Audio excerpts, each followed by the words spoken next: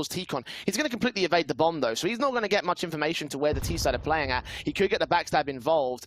It's going to rest mostly on Alu to hold the defensive at the 35-second marker. Seeing one shoulder bait, aim too low, looking at Divider rather than to the bathroom's position. 4 versus 3, and still have the man advantage. The bomb plant can be secured from here.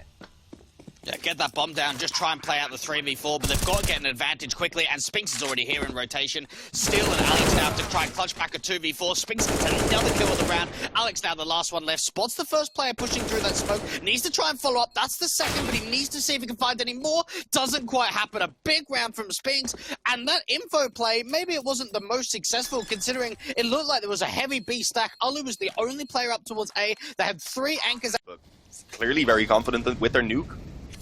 And then the flip side as well is for OG, they then decided to take things through to Inferno for our next map.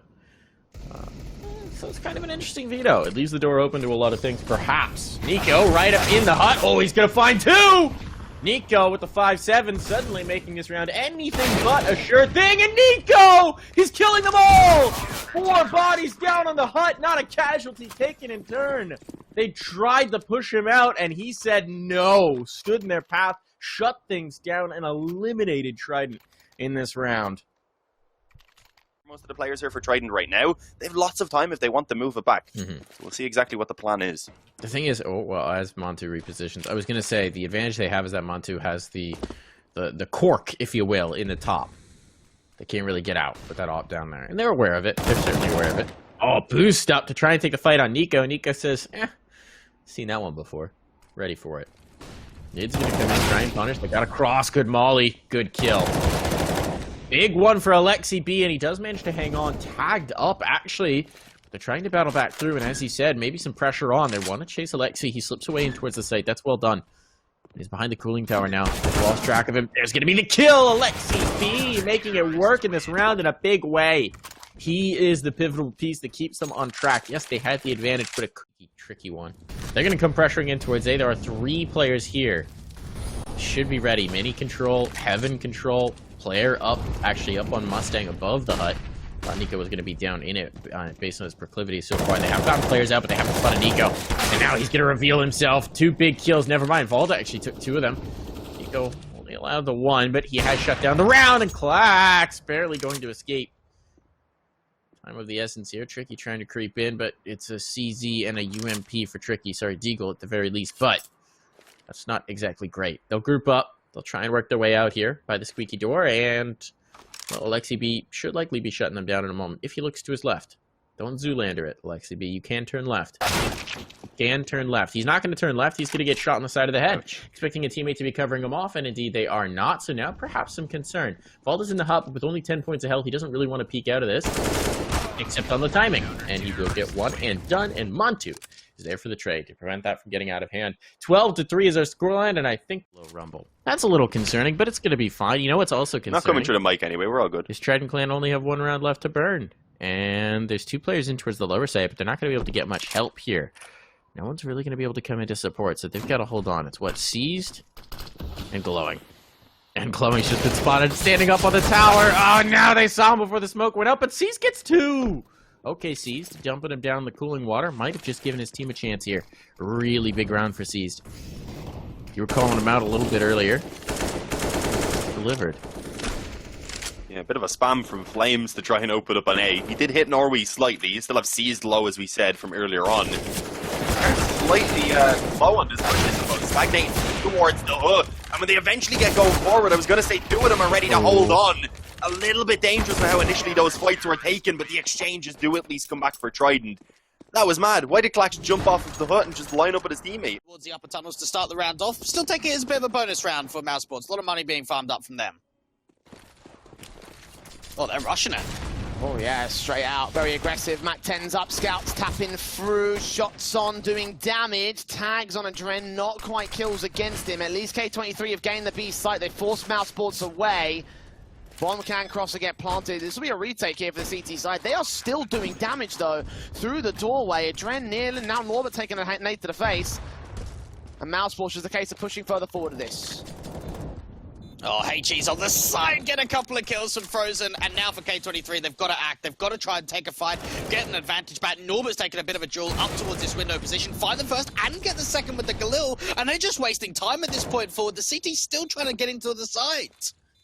Still 2 scouts to make it happen. They've got to switch on some of the automatics. Norbert gets a 3rd frag as finally BMash trades it. Fame back in the back corner. Last man standing for K23 and gets both those players to drop. So Mousesports will concede the first. The main buy coming in and the save weapons. FAMAS is in for Dexter, so he's the limiting factor for Mousesports. The AWP of Core still looks to get some shots in. Needs to land this first face at least.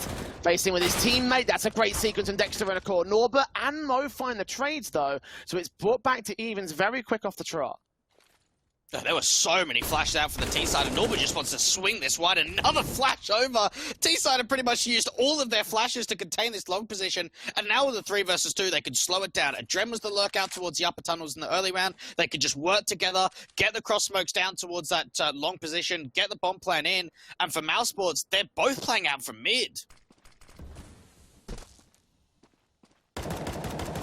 Yeah, hoping that they can cut off rotations and cut off players if they cross past the B doors or hit towards the cross position, but just taps blind as anything. Frozen can't keep that up for much longer. Eventually, they concede that position and concede that bomb plant. Do Mousesports want to go for the retake this time? With a kill on Adren might indicate that it's a good idea. ropz on 15 points of health though, 2v2 for the retake.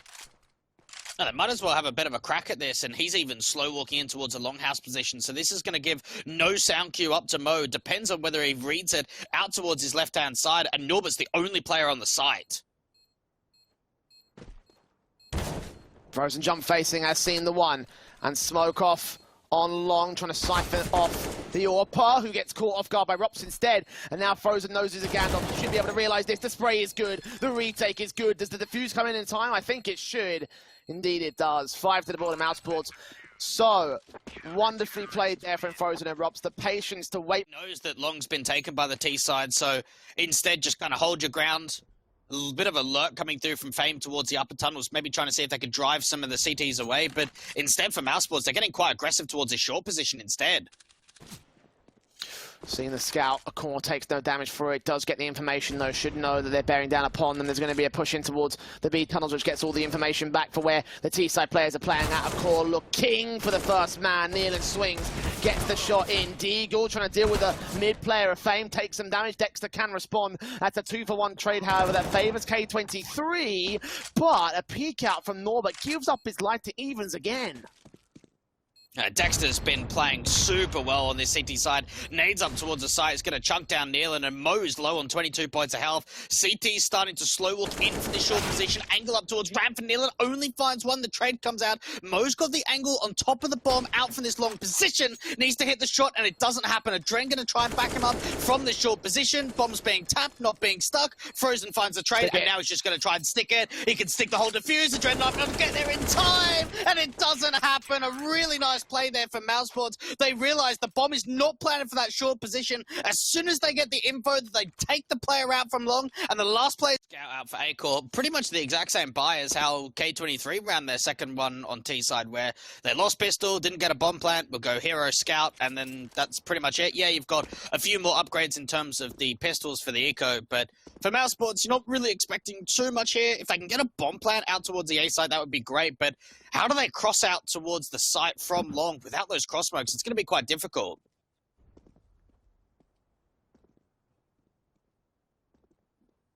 Slow and steady and carefully placed. For FAMAS and Nealon. Going to reposition back over towards the elbow position as K23 have conceded it long to Mousesports this time.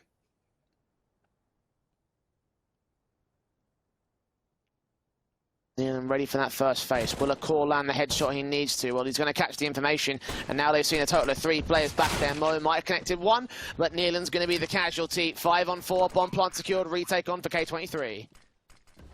Things are looking pretty juicy here for the T side as now A-Core gets involved. 5-on-3, they've even seen the player out from CT, and the K23 just save from here. Do they even want to try and go for this? The golden question.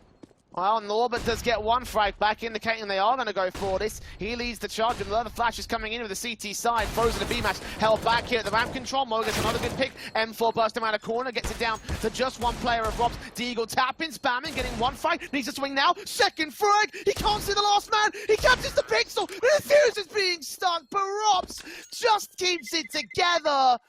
Oh, that could have been held by K23. If they had a kit, that would have been their round. But it's a 12th for Mouse Sports instead.